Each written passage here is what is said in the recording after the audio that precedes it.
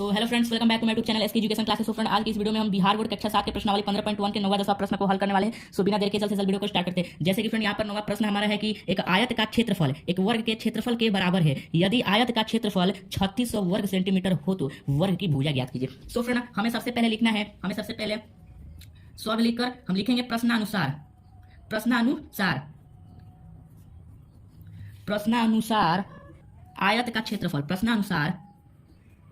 आयत का क्षेत्रफल, आयत का क्षेत्रफल बराबर वर्ग का क्षेत्रफल। फिर हम लिखेंगे चूंकि आयत का क्षेत्रफल बराबर, आयत का क्षेत्रफल कितना है, देखिए यहाँ पर आयत का क्षेत्रफल 3600 वर्ग सेंटीमीटर है, यानी कि आयत का क्षेत्रफल बराबर 3600 सेंटीमीटर स्क्वायर। इसीलिए वर्ग का भी क्षेत्रफल कितना हो जाएगा, 3600 सेंटीमीटर स्क्वायर। ठीक है, तो चूंकि इसलिए वर्ग का क्षेत्रफल बराबर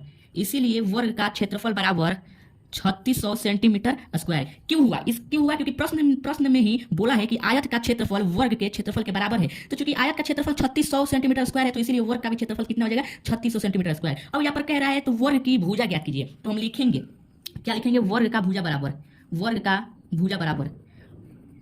जब भी क्षेत्रफल में दिया होता है तो अंडर रूट में क्षेत्रफल हो जाता है। ठीक है, हाँ, अंडर रूट में क्षेत्रफल कितना है, 3600 है सेंटीमीटर स्क्वायर। तो देखिए 3600 है ना, तो 3600 किसका स्क्वायर है, 3600 किसका स्क्वायर है, तो 60 का है, 60 का हो जाएगा। सो यानी कि वो वर्ग का भुजा बराबर 60 सेंटीमीटर, यही इसका राइट आंसर हो जाएगा। ठीक है, 60 का स्क्वायर 3600 होता है ना, तो इसलिए वर्ग का भुजा बराबर कितना हो जाएगा, 60 सेंटीमीटर। तो हम लिखेंगे अतः वर्ग का भुजा बराबर 60 सेंटीमीटर, यही इसका राइट आंसर हो जाएगा। सो हम 10वां प्रश्न को भी देख लेते हैं। सो फ्रेंड, हमारा 10वां प्रश्न है कि एक वर्ग का क्षेत्रफल ज्ञात कीजिए जिसका घेरा उस आयत के घेरे के बराबर है, जिसकी लंबाई 60 मीटर है तथा लंबाई उसकी चौड़ाई की 3 गुनी है। ठीक है, हाँ, तो हम लिखेंगे फ्रेंड प्रश्नानुसार।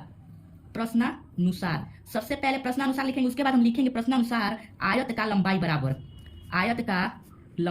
यहाँ पर दिया है ना कि आयत के घेरे के बराबर है जिसकी लंबाई, यानी कि आयत की लंबाई कितनी है, 60 मीटर, और चौड़ाई नहीं दिया है, तो चौड़ाई क्या है, लंबाई की 3 गुनी है। तो हम ऐसे लिख सकते हैं, माना कि चौड़ाई बराबर क्या है, x मीटर। मैंने माना है x मीटर है, तो यहाँ पर कह रहा है कि लंबाई चौड़ाई की 3 गुनी है, यानी कि आपको चौड़ाई में 3 से गुणा करेंगे तो 60 आना चाहिए। तो हम लिखेंगे इसीलिए x गुणे 3 बराबर 60। ठीक है, x का 3 गुना बराबर 60, तो x और गुणे 3 करेंगे गुणा, तो 3x बराबर हो जाएगा 60, और 3 इधर गुणा में है, इधर आएगा तो भागा में, यानी कि 3 कम 3 और 3 गुना के 6 और 0, ये x बराबर क्या हो गया, 20 मीटर, यानी कि चौड़ाई बराबर क्या है, 20 मीटर है। 20 में और 3 से गुणा करेंगे तो 60 आ जाएगा, यानी कि 20 का 3 गुना बराबर 60। तो हम लिखेंगे अतः चौड़ाई बराबर क्या हो गया, 20 मीटर। ठीक है, अब यहाँ पर कह रहा है कि एक वर्ग का क्षेत्रफल ज्ञात कीजिए जिसका घेरा उस आयत के घेरे के बराबर है। घेरा का मतलब मान लीजिए ये एक आयत हो गया। ठीक है, हाँ, तो ये कितने दूरी में घेरा हुआ है, तो देखिए यहाँ से अगर हम मानते हैं, यहाँ से हम चलते हैं, फिर इधर यहाँ पर आने के लिए इतना ही दूरी चलेंगे ना, यानी कि भुजा पर चलेंगे, यानी कि इसके घेरे हुए, यानी कि घेरा क्या हो गया,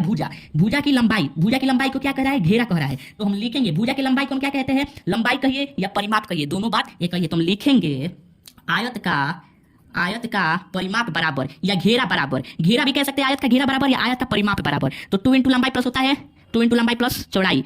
ठीक है, तो लंबाई कितना है, लंबाई है 60 मीटर और चौड़ाई हमने अभी ज्ञात किया 20 मीटर। ठीक है, तो 60 और 20 कितना हो जाता है, 80 हो जाता है, और ये 2 में और 80 से गुणा करेंगे 160 मीटर हो जाएगा, स्क्वायर नहीं बैठेगा क्योंकि परिमाप है। अब यहाँ पर प्रश्न में कह रहा है कि वर्ग का क्षेत्रफल ज्ञात कीजिए जिसका घेरा उस आयत के घेरे के बराबर है, यानी कि वर्ग का परिमाप या घेरा आयत के परिमाप या घेरे के बराबर है। तो अब हम लिखेंगे फ्रेंड, चूंकि आयत का घेरा बराबर 160 मीटर, इसीलिए वर्ग का भी घेरा क्या हो जाएगा, 160 मीटर। वर्ग का घेरा या परिमाप दोनों बातें कही है, घेरा बराबर 160 मीटर। ठीक है, वर्ग का घेरा, आयत का घेरा किसके बराबर है, तो वर्ग के घेरे के बराबर है, इसीलिए आयत का घेरा 160 मीटर है, तो वर्ग का भी घेरा क्या हो जाएगा, 160 मीटर हो जाएगा। अब यहाँ पर कह रहा है कि इसका क्षेत्रफल ज्ञात करना है, किसका, तो वर्ग का क्षेत्रफल ज्ञात करना है। सो फ्रेंड, वर्ग का क्षेत्रफल ज्ञात करने के लिए हमें वर्ग की सबसे पहले भुजा ज्ञात करना है। तो हम लिखेंगे पुनः वर्ग का भुजा बराबर, तो ये परिमाप है। ठीक है, परिमाप या घेरा है, तो घेरा कहिए या परिमाप, ये दोनों बात एक ही है।